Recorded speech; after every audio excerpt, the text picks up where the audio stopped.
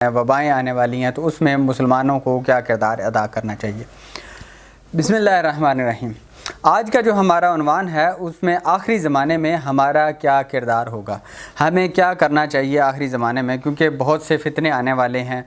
دجال کا فتنہ ہے، سفیانی کا فتنہ ہے، اس کے علاوہ جنگیں ہونے والی ہیں، وبائیں آنے والی ہیں، تو اس میں مسلمانوں کو کیا کردار ادا کرنا چاہیے۔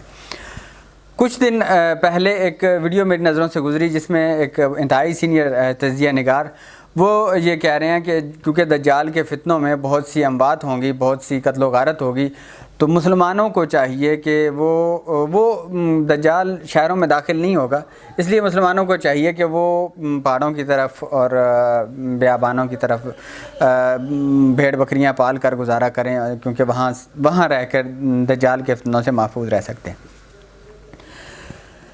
ابھی اس بات سے مجھے کیونکہ اختلاف تھا تو میں نے کہا چلو اس موضوع پہ ایک ویڈیو بنا کے ہم اپلوڈ کرتے ہیں کہ مسلمانوں کو آخری زمانے میں کیا کردار ادا کرنا چاہیے۔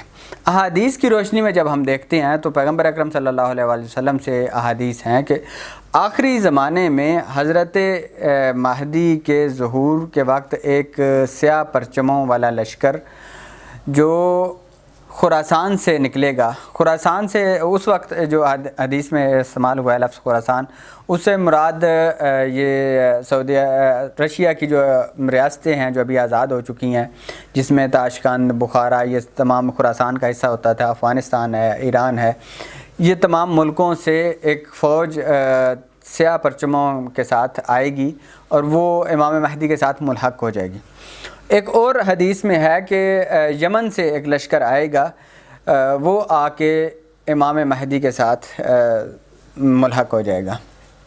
اس کے علاوہ اور بہت سی ایسی روایات ہیں کہ جس میں امام مہدی کے ساتھ بہت سے لوگ آ کے متصل ہوں گے۔ اب ایک جو لشکر ہے، آج کے زمانے میں لشکر بغیر اسباب کے تو ممکن نہیں ہے، یعنی گھوڑوں پہ لشکر نہیں جاتے بلکہ گاڑیوں پہ جاتے ہیں، جنگی گاڑیوں پہ جاتے ہیں، ٹینکوں پہ جاتے ہیں، اور تمام وہ اسباب کے جو ایک لشکر کے لیے ہونے چاہیے، جدید ترین جہاز، جدید ترین بحری بیڑے، یہ تمام اسباب ایک لشکر کی ضروریات میں سے ہیں اس زمانے میں۔ تو مسلمانوں کے لیے ان تمام چیزوں کا ہونا ضروری ہے۔ تو آخر فتنوں کا جو دور ہے، جس کی طرف اشارہ بعض لوگ کر رہے ہیں کہ فتنوں کا دور ہے، فتنوں کا دور آج سے کم از کم 10 سے 15 سال پہلے شروع ہو چکا ہے۔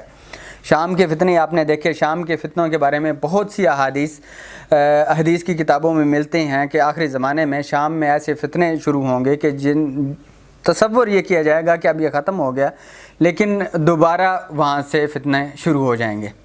شام بھی ایک صرف سیریا کا علاقہ نہیں ہے کہ جس کو آج سیریا کہا جاتا ہے، شام بھی ایک وسیع علاقوں کا نام تھا اس وقت، تو جس میں کئی ملک شامل ہیں۔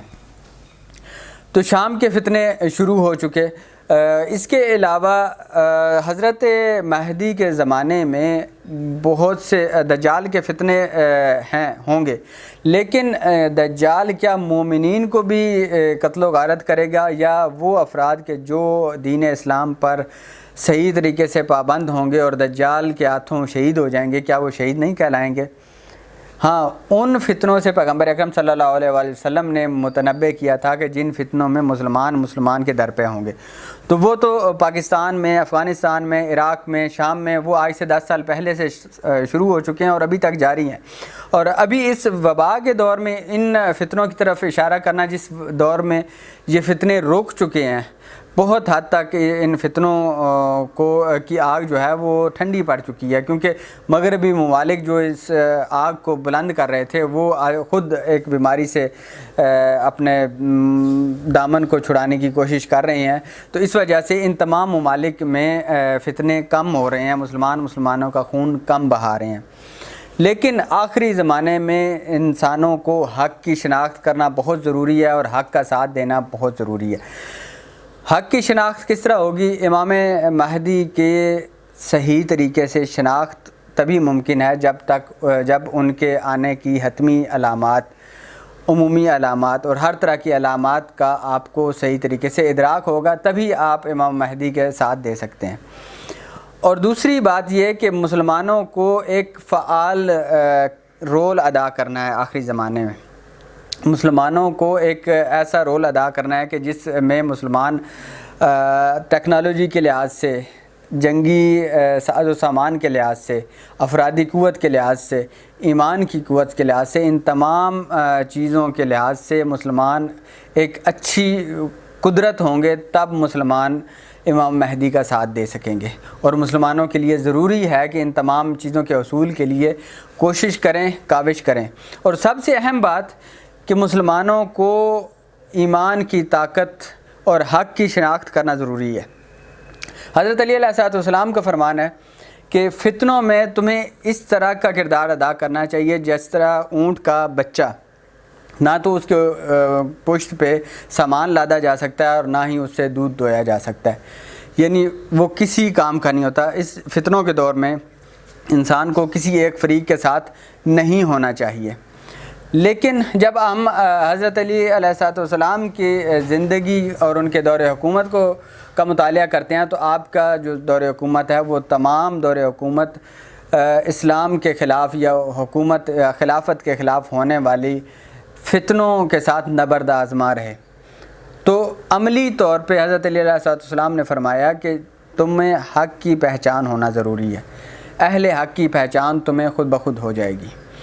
تو ہمیں چاہیے کہ ہر زمانے میں، ہر دور میں حق کی پہچان کریں اور اہل حق کا ساتھ دیں۔ مسلمانوں کو ایک فعال رول ادا کرنا ہے اس زمانے میں۔